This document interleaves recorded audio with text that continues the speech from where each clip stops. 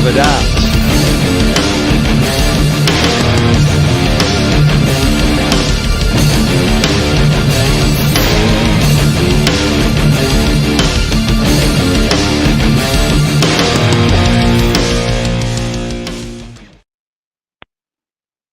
Well, welcome to the Summer Showcase. I'm Michael Washington here with the Shady Sports Network today. I got a very special guest and fellow Mainer now, because you do Hey, reside here in Maine, Jamal Clay, who also covers the European League of Football as well. Um, Jamal, first of all, thank you for joining me. I know it's middle of the day. You probably got your busy man, so I appreciate you taking some time out and talking some ELF with me. no, absolutely, man. Appreciate you, fellow Mainer. Right, friends are closer than you think. But no, this is fun. I love talking ELF ball and shooting shit with everyone. So appreciate you having me on. Yeah, of course, and honestly, this is my first year diving into the ELF like full fledged. Like I had followed it last year, kind of stumbled across it, and kind of like felt that their social media presence was like, this makes it feel like a bigger deal, like a real big deal, in compared to some of these other leagues. So Right. it drew my attention, and so I was like, I'm gonna dive in. You know what I mean? When did you start? Did you start as soon as it opened up with the ELF over there, or did you come in a little bit later like me? No, so great question. So I actually started Athletes Forum um, probably the pre-COVID year. So I was a year into starting this platform where I wanted to increase awareness of the game overseas, bring people inside the locker room, talk to players, share stories, and it started really more as like a blog, and then it developed into media, and then the following year the ELF created. So I've been covering the league since year one. Had the opportunity to see it grow. Real skeptical at first, per usual, because who just creates a league during COVID? Um, but man, Right, I mean, right. their first season, they had like 20,000 at like the championship game. I was like, all right, well, let's see where it goes, and we're here, you know, two additional years later, third year of the ELF, and it's been fun covering the league so far. Yeah, and one of the things that really surprised me with the league was the growth. Like we know that American football in Europe has been growing. I mean, you see it with the NFL every year. Tickets go, and the NFL, we understand, it's a little bit of a different animal. Been Yeah, around forever, and all eyes. It's really the only American football that's worldwide. So creating a league, definitely coming out of COVID, definitely makes a little skeptical there, but I'm glad that they did, man. I love having the options for these athletes, man. Like that's the absolutely. biggest thing for me. Yeah, I think the big thing for people who don't know, I've actually played overseas, and so the big reason why I created Athletes Phone was to stay in touch with over there, and then it's developed since then. But I think the big thing for me, where I wanted to see Europe grow, was getting back to what the NFL Europe was before obviously disappearing for a little bit. And I think that's what the ELF did, especially bringing back a lot of the franchises that were part of NFL Europe and establishing those fan bases that were already built. So I think that was one of the great ideas that they had, and we'll see how it goes as it advances. Yeah, and one of the things that's been that I have to ask, just because you've been covering it since year one, is like, with the XFL and the USFL and the CFL over here, we do see a lot of turnover at the quarterback position. Has the and I feel like the ELF this year has had a significant amount of the quarterback carousel, as it's called. Has this been an ongoing thing since year one, where it's a little more stable at the quarterback position before, and for some reason year three just seems to be a little bit of an instability at the position? I think one thing that people lose track of is that there are a lot more teams this year compared to year one, where the league only started out with 8 teams. So year one's probably the year where they had the most stability. I'd probably say year two it became more of people became more aware of it in terms of like, hey, like teams are going through 3 or 4 quarterbacks a season. And then this year's been nuts. I think my opinion on it is, if you are a team that is in the hunt, and obviously your quarterback is out for injury, that's a different story. But if you're a team that is just looking to move on from a quarterback for, you know, performance wise. Obviously, like the Raiders, they were 6-2 moving on from Christian Strong. I think that's something that's a little bit, weird, unfair, right? So to say. I mean, they had a top 3 quarterback in the league. They were 6-2. They're riding the playoff hunt, and from what I was hearing is that it was more of a schematical reason in terms of they weren't pleased with how their previous quarterback Christian Strong was coming along with the playbook. But you're gonna sign a guy 2 weeks into it, give him a chance to learn the same playbook and try to make the playoffs. So it didn't really make sense to me. If you were gonna make that type of move, you should have made it probably like 2 or 3 weeks ago. I'm not a fan of the amount of quarterbacks that have been run through, and I think that's something that the league should take a look into, whether it's some type of penalty or some type of wait period next year before somebody could play. But I think teams should be penalized for not recruiting as well as they thought they should. That's because that's essentially what it comes down to. That's interesting because, like, I mean, obviously the T-roll news was huge for various reasons. It wasn't just Christian Strong. There was a little bit of fallout with Jarvis McClam as well, who's been with him since college. And Jarvis even went on record and said that, it was a loyalty thing. I didn't like the way they handled it. Absolutely. And that's 100% what it was. And to be honest with you, I don't really blame Jarvis. And a lot of people have come down on Jarvis in this situation. But like you said, the Raiders were 6-2. This team was right in the cusp of playoff. They had a couple down weeks, but it was not like the game they cut him in. He was the best QBR performer of the weekend. And they came back and won that game. Right. They came back in, I think it was the Munich Raiders game, which they had a good defense, and their defense has been known for making the adjustments necessary in the second half to make stops, and they came back and won that game. And it didn't sit right with me, obviously, former player, and a lot of former players in the league, but I don't blame Jarvis, one bit. I mean, as I mentioned before, or as a quote he had said was, how do you expect me to perform or play with a quarterback that didn't share the same sweat I did through training camp? I don't know if it was verbatim, but it was something along those lines, and it's the truth, man. I mean, you got to build chemistry. It's not just timing and understand the playbook, but you got to understand the players that you're with on the field. So, we'll see how they perform. But I wasn't a big fan of the move.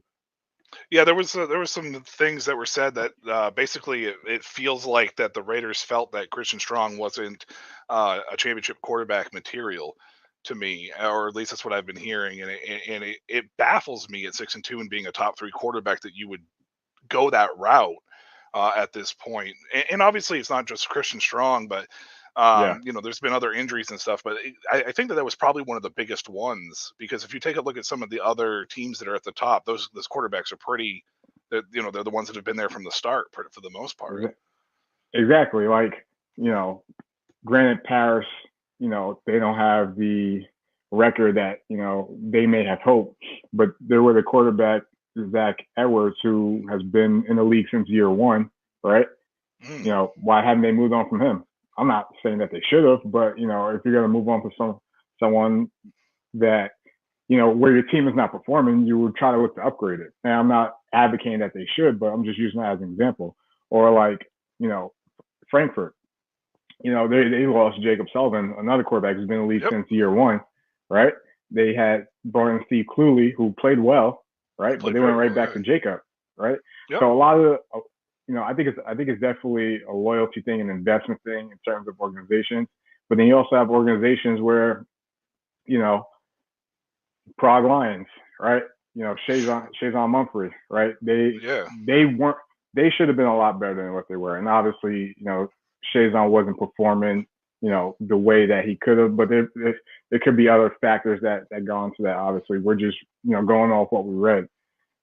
They just announced they're about to move on to their 4th quarterback, right? Oh yeah, I was gonna say, I saw that. Yeah, they're just moving on to So and I think after Shaz or Shazon, they're born in Nick Cox. I mean, you fly him in to throw 21 yards and then he leaves. That's an expensive plane ticket to Prague, so to say. But I wish there was just more stability and loyalty from organizations, at least the ones that are performing. Like I said, I understand if you're, if you're not performing, or you don't like the way things are going, but at least from the teams that are performing, it doesn't sit well to just release somebody or move on from somebody, because you essentially didn't do your homework. That's how I look at it.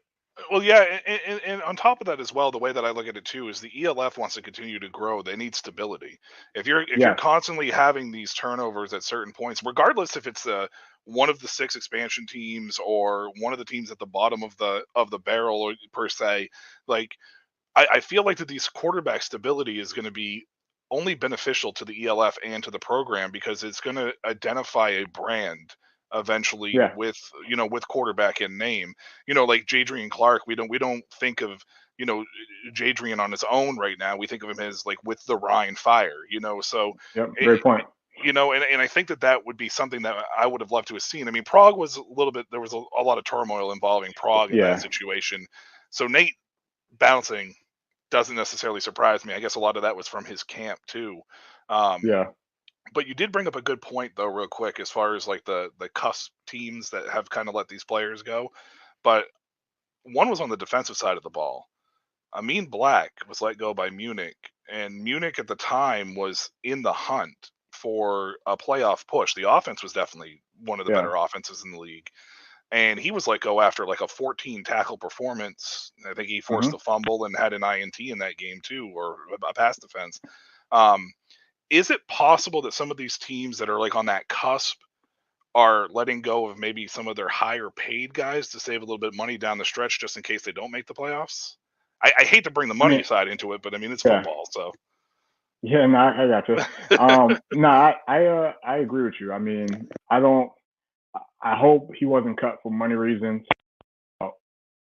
because as I mentioned before, whether you play quarterback or you play linebacker, right? When you're in that position, you're invested. You're this deep into the game, the playoff hunt, the season. So that was an odd one, and I didn't really kind of get that one either.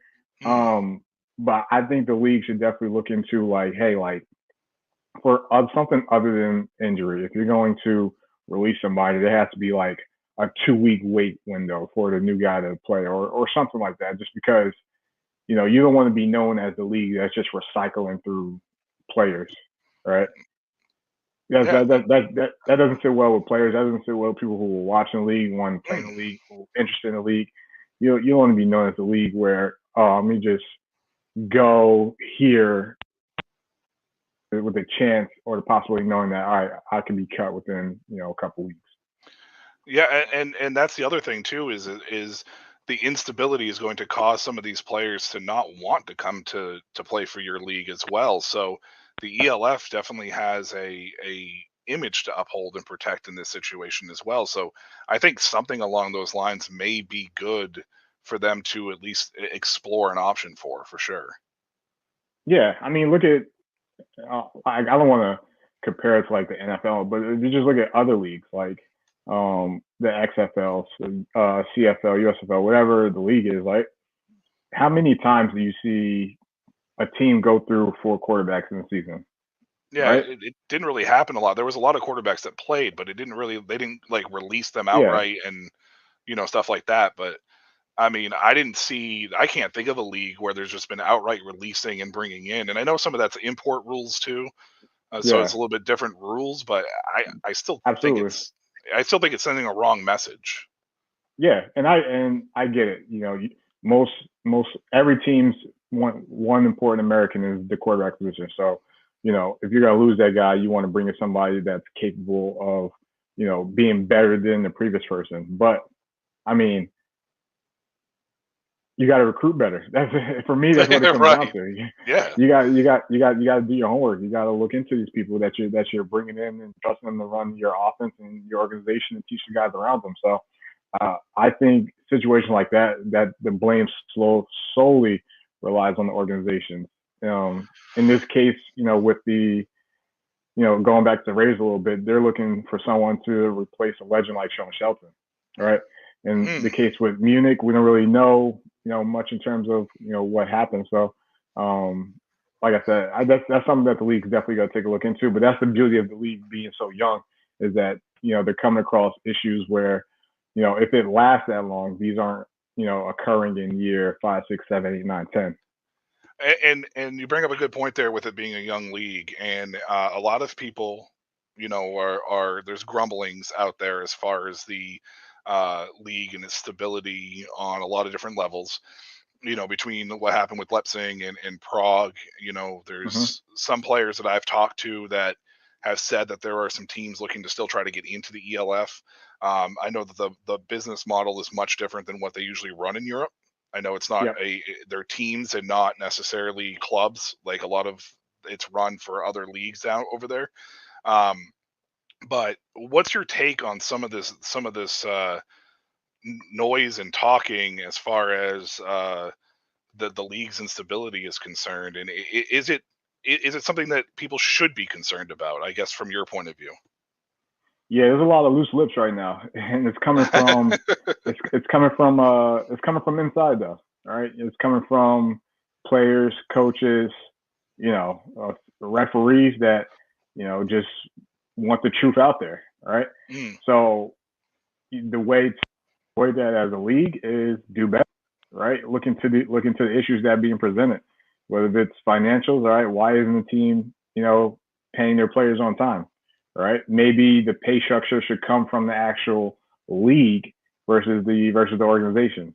Or if it's players not being treated well by organizations, maybe the league should create some type of penalty. Right?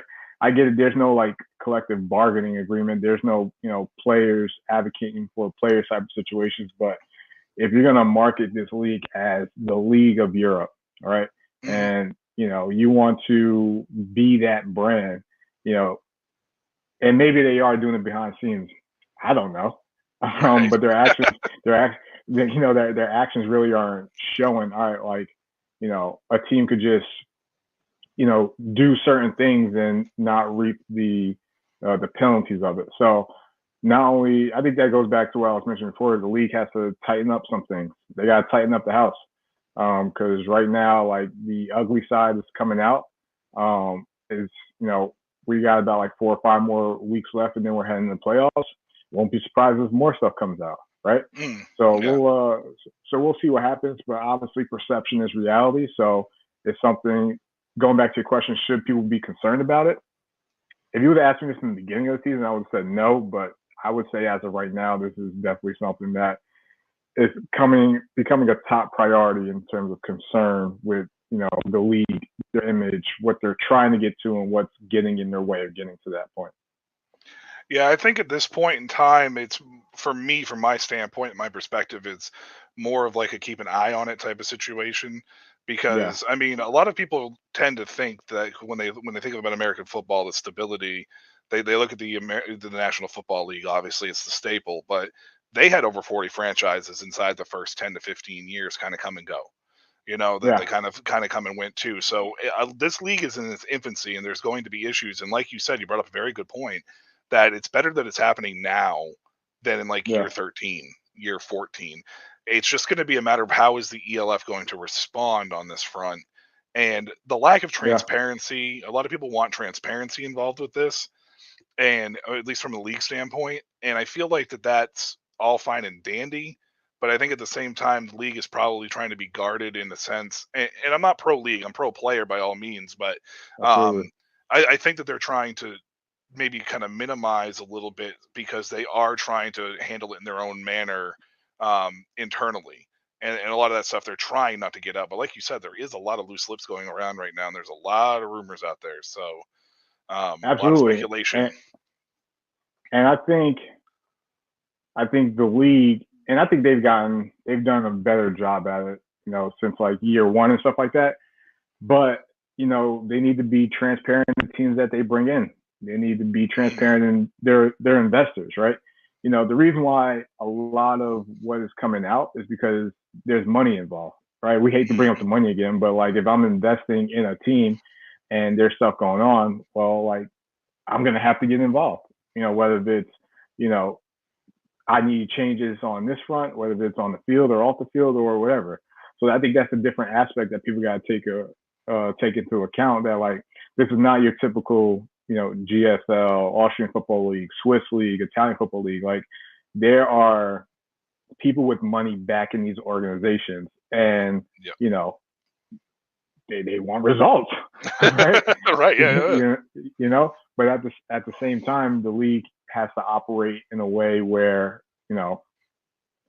they're able to put the correct actions into play to justify what's been going on, especially over the past couple of weeks. And it's not like they can't. I mean, every year they new investors, new partnerships that they have, and all this types of stuff.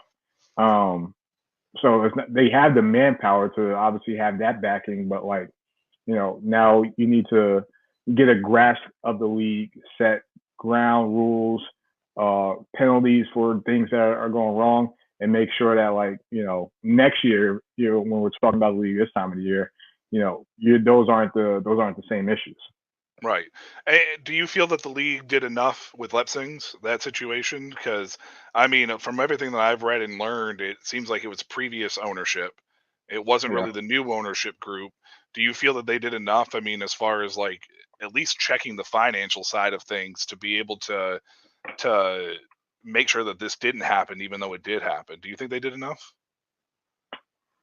Leipzig's an interesting circumstance because the first owner really messed up a lot, and messed up a lot not just financially but with local partnerships within that Leipzig area. Leipzig also is an interesting territory because you're right in between like Berlin, Prague, and like Dresden, all three with that are like major markets. Where for me, if I was the league, I would have probably dove into Dresden versus Leipzig, but they know better than I would in terms of the market, or at least maybe they thought they did. So when the second ownership came into play, they were already playing behind the eight ball to clean up what was already going on. Not to mention, you're investing in a new league. You got to understand that you're going to lose for a couple years before you start gaining. But unfortunately, they might have lost too much too fast. The one thing about Leipzig, we talk about everything that's been going on in the league. You don't hear players saying one bad thing about Leipzig. Right? It's all ownership. It's all management. So from that standpoint, did the league do enough to help Leipzig? It sounds like Leipzig kind of dug themselves a hole too deep, especially when the league, again, new league, I'm sure they have their own financial situations. Right. I'm sure they dug themselves too deep of a hole that the league just couldn't help them at this point. So that's the one thing about Leipzig. It was never a player thing. It was always ownership and management. Like you don't really hear like a lot of players talking about how bad Leipzig was. Right. Yeah. No, I haven't heard anything. I just didn't know if I've seen a lot of people out there kind of complain about the ELF from that front, not trying to step in and help out a little bit. But like you said, it's a new business. I mean, you're expected to lose business inside the first, your money inside the first, 3 to 5 years, especially if you want it to succeed. So I'm not surprised. I think ELF definitely tried helping them. I just don't think it was a situation that they were able to get out of, type of situation. I think it's one of those things where it's like, I don't think the league wanted to put. I don't think they wanted to put lipstick on the pig and just band-aid it up. I think if they wanted things done, they want things done a certain way, and they want to see you be proactive about it. So if you're not proactive about it, I think it's one of those things where it's like, well, why should I help you if you're not going to help yourself, type of thing. Yeah. Well, I mean, hopefully that I'd like to see Leipzig get another opportunity down the road, but maybe that bridge is burned. Who the hell knows at this point? We'll see. We'll see. They haven't closed the door on it. And with Leipzig being out, maybe they bring in another market from Germany. I know they didn't want to go past 6, and with Leipzig out, it's 5 now. So who knows? Maybe they dive into the Dresden area where they should have before, but we'll see what happens. Yeah, I mean, whatever it's going to be, it's going to be interesting to see moving forward for that that particular franchise and that situation too as well. I don't have much more. I just need I'm interested in your playoff predictions, I guess, or your playoff preview. because there's a couple teams hovering right now. There's still some teams in the hunt. Warclaw was kind of the first, domino to fall with that quarterback carousel leading up to the season, and they found stability there, and they're right now it's sitting in that last spot. Are they a playoff team in your opinion? You think they're going to get in? Well, real quick, shout out to Matty Ice, Matthew Vitale. He was someone that was heavily doubted heading into the year.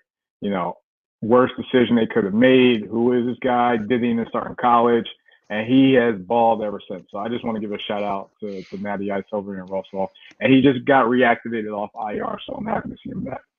The Panthers, man, they're an interesting team because year one top teams, and then similar to like where they are now, battling for that last playoff spot. They actually played Leipzig the last game of the season. It was kind of like a playing game, which they ended up beating them. And now they're in a position where, they started off strong, lost a couple key games, but they're going to be in the thick of it. I think one of the best decisions the league did this year was expand the playoffs, because now you're going to have about 6 teams battling for 3 spots, which creates a ton of different types of scenarios. So are the Panthers a playoff team? Did they do enough to bring in the right guys and to make the playoff run? Well, between Berlin and Vienna, they got to get one of those games. Because if they lose both of those games, it's over. It's over. They have Vienna twice, if I'm correct, don't they? Well, no, they already played Vienna, and they almost beat them. They gave Vienna. Oh, that's right. Okay, yeah, that's right. So they almost beat them, but now they got Berlin at home, and they got both of them at home. They need to win one of those games, because every other game that they have is winnable. And obviously, right now they're sitting in the playoff. I think the 5 or 60 or something like that. It's going to be interesting. This is a team that's going to make it interesting. I'm going to say they just missed the playoffs, though. Okay, I'm going to say they just miss it. So who gets in over them then? Right now, is it so? Who's on the outside looking in that you think is going to leap them?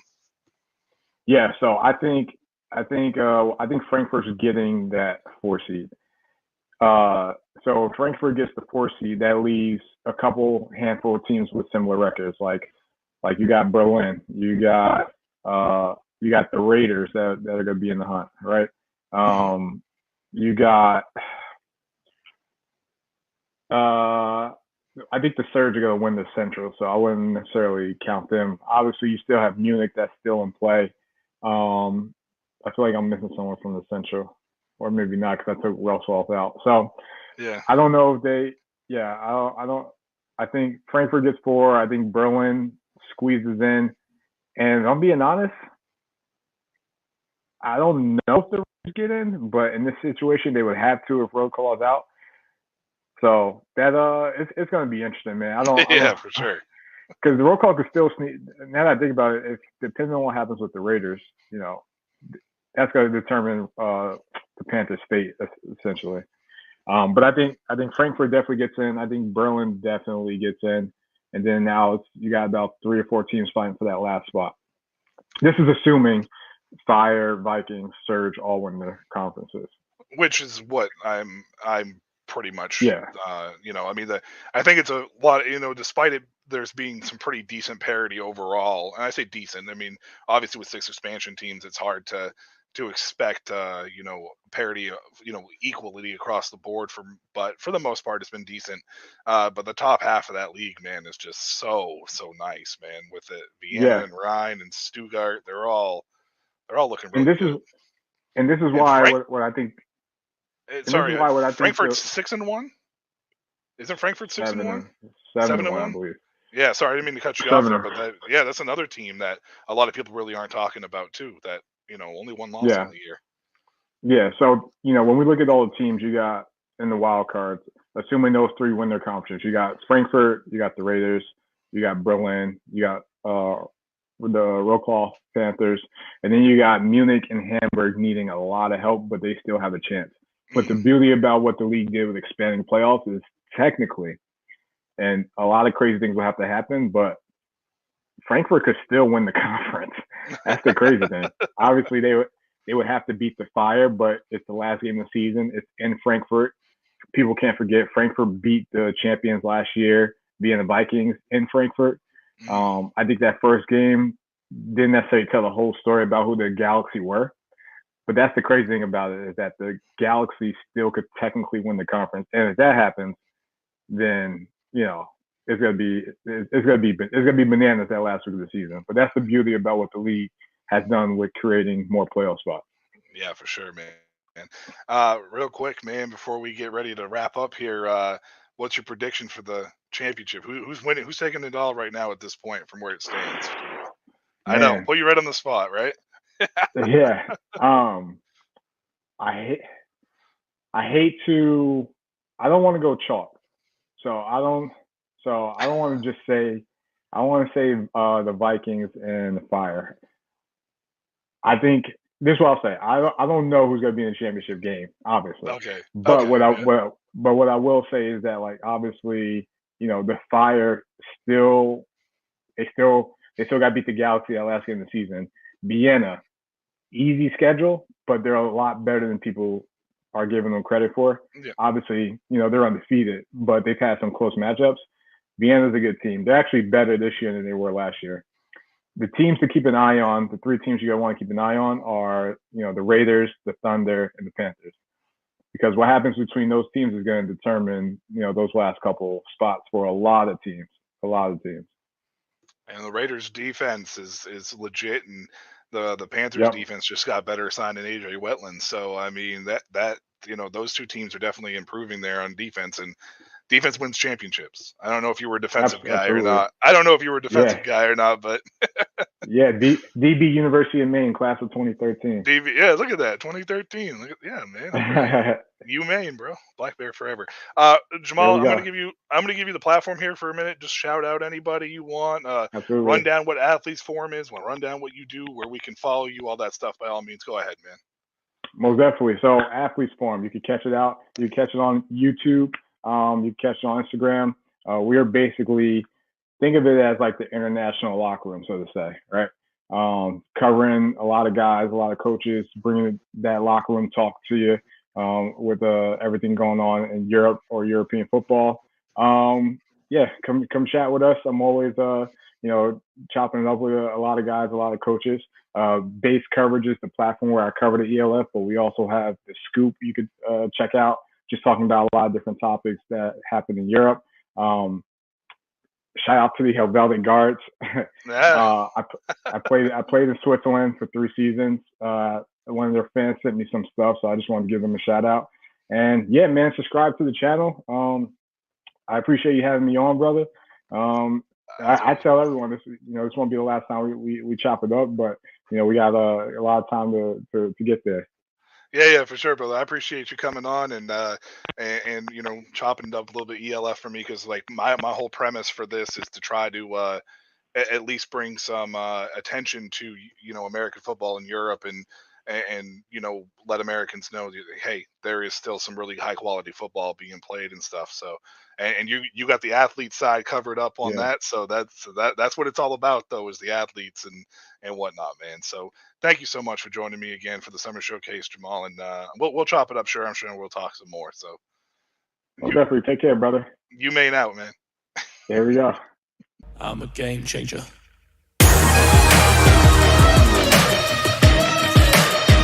I'm a game changer.